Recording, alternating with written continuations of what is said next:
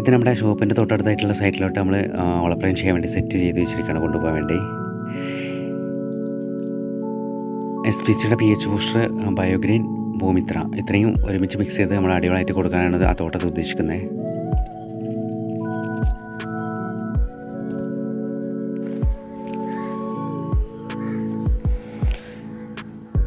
ഈ ഒരു തോട്ടത്ത് മൊത്തത്തിലുള്ള പ്രോബ്ലംസാണ്. അതായത് മഞ്ഞളിപ്പ്, അതുപോലെ തെങ്ങാണെങ്കിൽ കൊമ്പച്ചില്ലി, ചെമ്പച്ചില്ലി ആക്രമണം. അതുമാത്രമല്ല ഗംഗ കൊണ്ടാണ് 3 വർഷം കൊണ്ട് കായ്ക്കുന്ന തെങ്ങുകളാണ്.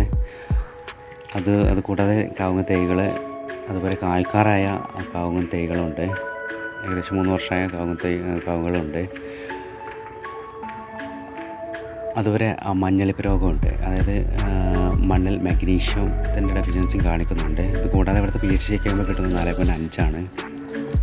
4.5 എന്ന് പറഞ്ഞാൽ നമുക്കറിയാം മണ്ണ് ആസിഡിറ്റിക്കാണ്. നമ്മൾ എന്ത് വളങ്ങൾ കൊടുത്താലും മണ്ണിൽ നിന്ന് വലിച്ചെടുക്കുന്ന ശേഷം മണ്ണിനില്ല, അതുപോലെ പ്ലാന്റിനുമില്ല. പ്ലാന്റ് ഓൾറെഡി മുരടിച്ചാണ് വളരുന്നത്. ഇതിനുള്ള കാരണം മണ്ണ് പുളിപ്പിലാണ്. അതായത് നമ്മൾ നൈട്രജൻ അടങ്ങിയ ചാണകം, കോഴിക്കാഷ്ടം, യൂറിയ എന്ത് വളങ്ങൾ കൊടുക്കുകയാണെങ്കിലും ഇത് മണ്ണിൽ നിന്ന് വലിച്ചെടുക്കുന്ന ശേഷം മണ്ണിനില്ല.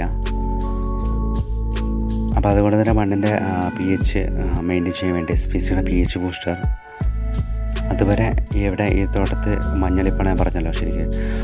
അതിനുവേണ്ടി SPCയുടെ ബയോഗ്രീൻ, ഇത് ഡോളമൈറ്റ് മാഗ്നീഷ്യം ആണ്. കൂടാതെ വളമായിട്ട് നമ്മൾ കൊടുക്കുന്നത് SPCയുടെ ഭൂമിത്ര എന്ന് പറഞ്ഞാൽ 14 മൂലടങ്ങിയ ബയോ കമ്പോസ്റ്റാണ്. കടൽ സർഗാസ് പായൽ വരെ ഇതിനകത്ത് കിട്ടുന്നതാണ്. ഇതെല്ലാം ഒരുമിച്ച് തന്നെ നമുക്ക് മിക്സ് ചെയ്ത് ഓരോ പ്ലാന്റിൻ്റെ വലുപ്പത്തിനനുസരിച്ച് ഇട്ട് കൊടുക്കാൻ പറ്റും.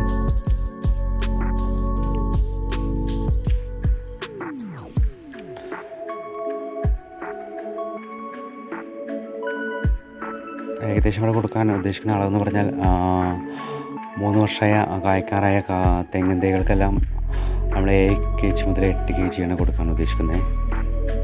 അതുവരെ കാവുങ്ങ തൈകൾക്ക്, ചെറിയ കാവുങ്ങ തൈകൾക്ക് നമ്മൾ 1 kg, കുറച്ച് പൊക്കത്തിലുള്ളത് അതിലും വലുപ്പമുള്ളത് 1.5 kg, അതിൻ്റെ മുകളിലോട്ടുള്ള 3 kg, 2 kg, 2.5 kg പലതും പല അളവിലാണ് വളർന്നിട്ടുള്ളത്. അപ്പോൾ ഇതിനെല്ലാം നമ്മൾ വളപ്രയോഗം ചെയ്ത് കഴിഞ്ഞു. കൂടാതെ ഈ തെങ്ങുകൾക്കെല്ലാം കൊമ്പൻചില്ലി, ചെമ്പൻചില്ലി ആക്രമണം. ശരിക്കും മുകളിലെ കൂമ്പെല്ലാം ഒടിച്ചിട്ട് ഒരു മുരടിച്ച വളർച്ചയാണ് അവിടെ കാണിക്കുന്നത്.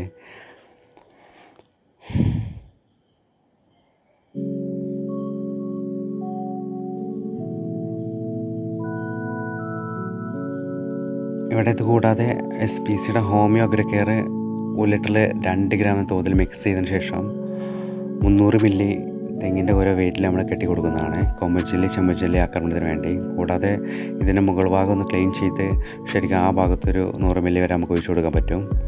ഇതിനകത്തെല്ലാം ചിലപ്പോൾ കൊമ്പൻചില്ലി, ചെമ്പൻചില്ലി എല്ലാം മുട്ടയിട്ട് കിടക്കാൻ സാധ്യതയുണ്ട്. ഇതൊരു 2 പ്രാവശ്യമായിട്ട് നമ്മൾ അപ്ലൈ ചെയ്യാം. ഹോമിയോ അഗ്രകെയർ ഓരോ മാസം കൂടുമ്പോൾ മാത്രം. അതുപോലെ കാവുങ്ങിൻ്റെ അടിവശമെല്ലാം നമ്മൾ സ്പ്രേ ചെയ്ത് കൊടുക്കുന്നതാണ് 3-1 ഭാഗമായിട്ട്.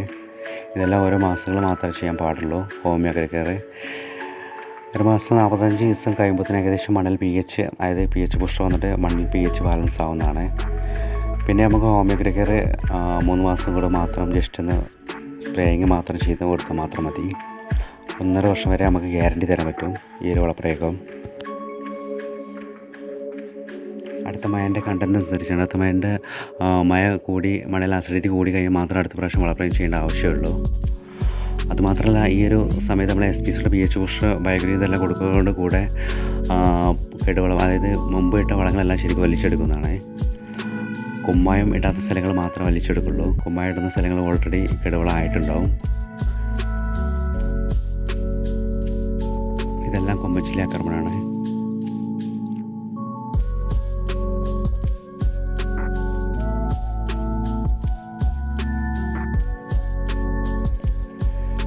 പ്രൊഡക്റ്റുകൾ ഓൾ കേരള അവൈലബിൾ ആണ്.